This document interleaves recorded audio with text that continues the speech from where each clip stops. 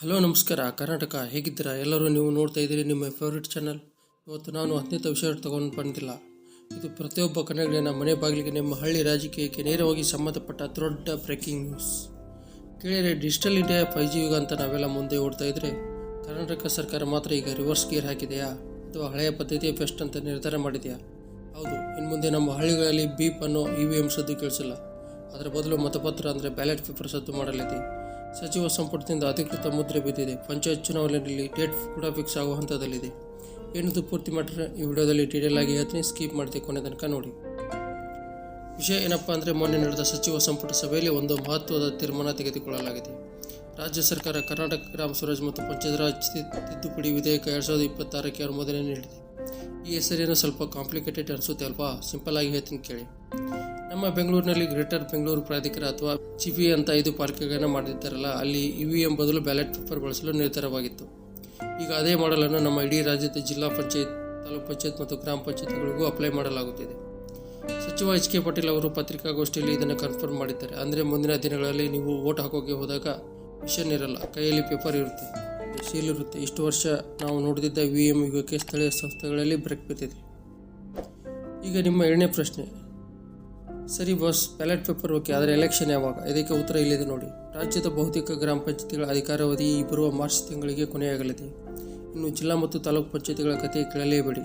ಕಳೆದ 5 ವರ್ಷಗಳಿಂದ ಅಲ್ಲಿ ಚುನಾವಣೆಗಳೇ ನಡೆದಿಲ್ಲ. ಅಡ್ಮಿನಿಸ್ಟ್ರೇಟರ್ಗಳ ಆಳ್ವಿಕೆ ನಡೀತಿದೆ. ಸರ್ಕಾರಕ್ಕೆ ಈಗ ಅನಿವಾರ್ಯತೆ ಇದೆ, ಆದರೆ ಒಂದು ಚಿಕ್ಕ ಟ್ವಿಸ್ಟ್ ಇದೆ. ಅದೇನಪ್ಪ ಅಂದರೆ ಮೀಸಲಾತಿ, ರಿಸರ್ವೇಷನ್ ವಿಚಾರ. ಈ ಕೇಸ್ ಈಗ ಹೈಕೋರ್ಟ್ ಮೆಟ್ಟಿಲೇ ಇದೆ. ಸರ್ಕಾರ ಕೋರ್ಟ್ಗೆ ಮಾಹಿತಿ ನೀಡಬೇಕು. ಈ ಮೀಸಲಾತಿ ಪಟ್ಟಿ ಫೈನಲ್ ಆಗೋಕೆ ಕನಿಷ್ಠ 1 ರಿಂದ 2 ತಿಂಗಳು ಬೇಕಾಗಬಹುದು.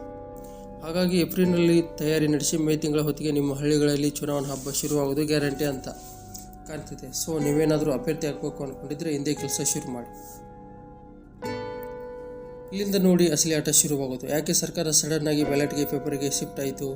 ಸರ್ಕಾರದ ವಾದ, ಸ್ಥಳೀಯ ಚುನಾವಣೆಗಳಲ್ಲಿ ಪ್ರಾದೇಶಿಕ ಸಮಸ್ಯೆಗಳು ಜಾಸ್ತಿ ಇರುತ್ತವೆ. ಬ್ಯಾಲೆಟ್ ಪೇಪರ್ ಬಳಸೋದ್ರಿಂದ ಜನರಿಗೆ ಹೆಚ್ಚು ವಿಶ್ವಾಸ ಬರುತ್ತೆ ಮತ್ತು ತಾಂತ್ರಿಕ ದೋಷಗಳ ಭಯ ಇರಲ್ಲ ಅನ್ನೋದು ಸರ್ಕಾರದ ಉದ್ದೇಶ ಇರಬಹುದು. ಆದರೆ ಕೇಂದ್ರ ಸಚಿವ ಪ್ರಹ್ಲಾದ್ ಜೋಶಿ ಅವರು ಸುಮ್ಮನೆ ಕೂತಿಲ್ಲ. ಅವರು ನೇರವಾಗಿ ಅಟ್ಯಾಕ್ ಮಾಡ್ತಿದ್ದಾರೆ. ಇಡೀ ಜಗತ್ತು ತಂತ್ರಜ್ಞಾನದ ಹಿಂದೆ ಓಡ್ತಿದ್ರೆ ಕರ್ನಾಟಕದ ಕಾಂಗ್ರೆಸ್ ಸರ್ಕಾರ ಆಧುನಿಕತೆಯ ವಿರುದ್ಧ ಹೋಗ್ತಿದೆ ಅಂತ ಹೇಳಿದ್ದಾರೆ. EVM ಬಂದ ಮೇಲೆ ಚುನಾವಣಾ ಅಕ್ರಮಗಳಿಗೆ ಬ್ರೇಕ್ ಬಿದ್ದಿತ್ತು. ಈಗ ಮತ್ತೆ ಬ್ಯಾಲೆಟ್ ಪೇಪರ್ ತರ್ತಿರೋದು ಕೇವಲ ಹೈಕಮಾಂಡ್ ಮೆಚ್ಚಿಸೋಕ ಅಂತ ಅವರು ಕಿಡಿಕಾರಿದ್ದಾರೆ. ನಿಮಗೆ ಏನನ್ಸುತ್ತೆ? ಬ್ಯಾಲೆಟ್ ಪೇಪರ್ ವಾಪಸ್ ತರ್ತಿರೋದು ಸರಿಯಾ ಅಥವಾ EVM ಬೆಸ್ಟಾ? ಕೆಳಗಡೆ ಕಮೆಂಟ್ ಬಾಕ್ಸ್ ಖಾಲಿ ಇದೆ. ನಿಮ್ಮ ಅಭಿಪ್ರಾಯವನ್ನು ಧೈರ್ಯವಾಗಿ ಬರೆಯಿರಿ.